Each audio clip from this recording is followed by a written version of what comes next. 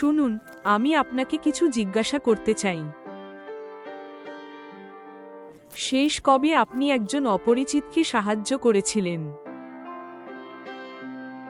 শুধুমাত্র আপনি পারতেন বলে? অথবা এমন কারো দিকে হাসি দিয়েছেন যাকে দেখে মনে হচ্ছিল তাদের প্রয়োজন?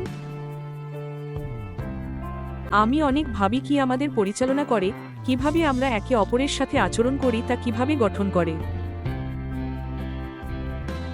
অনেক সময় আমরা লেবেল, পটভূমি, বিশ্বাসের দ্বারা আমাদের মধ্যে সীমারেখা টেনে দিই, কিন্তু গভীরভাবে মানবতা নয় কি যত্ন নেওয়ার সহজ কাজটাই আসল বিষয়।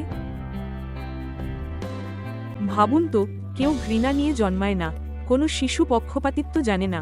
আমরা সবাই একইভাবে শুরু করি, বিশুদ্ধ, খোলা, ভালোবাসা এবং ভালোবাসা পাওয়ার সম্ভাবনায় পূর্ণ। যখন আমরা বড় হই, আমরা পৃথিবীর টুকরো সংগ্রহ করি, কিছু ভালো, কিছু তেমন ভালো নয়। আমাদের বলা হয় কাকে বিশ্বাস করতে হবে, কাকে ভয় করতে হবে, কাকে দূরে রাখতে হবে।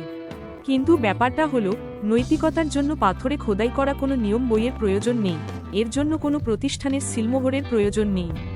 নৈতিকতা জন্মায় ছোট ছোট সিদ্ধান্তে যা আমরা প্রতিদিন নিই। যখন আমি বিচার না করে শুনি, যখন আমি হাত বাড়াই পরিবর্তে মুখ ফিরিয়ে নিই, যখন আমি কারো জন্য দাঁড়াই, এমনকি যদি তা ঝুঁকিপূর্ণ হয়। এটাই মানবতা কর্মে।